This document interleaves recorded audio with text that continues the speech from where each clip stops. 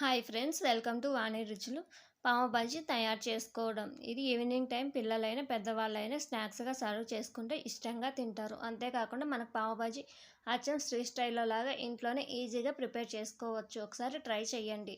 ఇక్కడ పావు బాజీ ప్రిపేర్ చేసుకోవడానికి 2 మీడియం సైజు ఆలుగడ్డలు ముందుగా ఉడికించుకొని పక్కన పెట్టుకోవాలి. వీటిని చాకుతోటి కానీ మనం స్మాషర్ తోటి కానీ ఇలా చిన్న చిన్న ముక్కలుగా స్మాష్ చేసుకోవాలి. ఇలా స్మాష్ చేసుకున్న వాటిని పక్కన పెట్టుకొని ఇప్పుడు 1 కప్ ఫ్రెష్ బఠానీ తీసుకొని వేడి నీళ్ళల్లో నానబెట్టాలి. ఇవి మనకి వేడి నీళ్ళు వేస్తే తొందరగా ఉడుకుతాయి.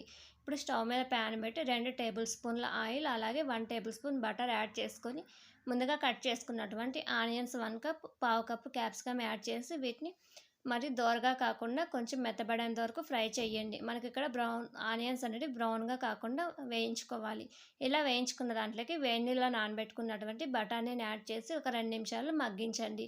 ఇలా మగ్గించుకున్న దాంట్లోకి 1 టీ స్పూన్ అల్లం వెల్లుల్లి పేస్ట్ వేసి పచ్చివాసన పోయేంత వరకు ఫ్రై చేయాలి. ఇలా ఫ్రై చేసిన దాంట్లోకి మనకు బాగా పండినటువంటి టమాటాలను 1 కప్పు చిన్న చిన్న ముక్కలుగా కట్ చేసుకుని టమాటా ముక్కల్ని యాడ్ చేసి టమాటాలు బాగా మెత్తబడేంత వరకు మగ్గించుకోండి. ఇలా మగ్గించుకున్న దాంట్లోకి 1/2 టేబుల్ స్పూన్ సాల్ట్, అలాగే కొద్దిగా కస్తూరి మేతి, 1 tablespoon Kashmir red chilli powder, అలాగే pav bhaji masala 1 tablespoon add చేసి మసాలాలన్నీ బాగా కలిసే విధంగా కలపాలి. ఇలా కలుపుకున్న దాన్ని మనం పప్పు ఎనిపేదాంతో ఇలా మెత్తగా ఎనుపుకోవాలి.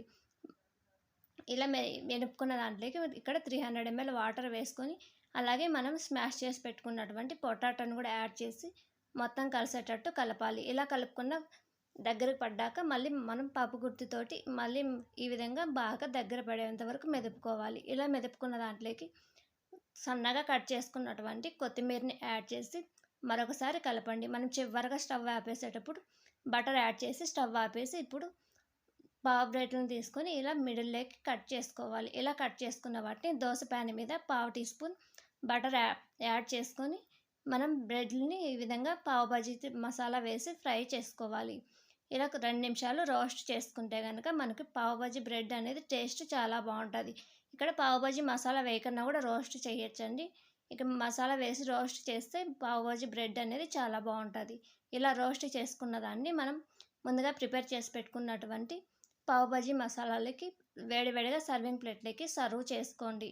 ఈ వీడియో కనుక నచ్చినట్లయితే లైక్ చేయండి, షేర్ చేయండి, సబ్స్క్రైబ్ చేయండి. అలాగే మరిన్ని వీడియోల కోసం ఛానల్ని విజిట్ చేయండి.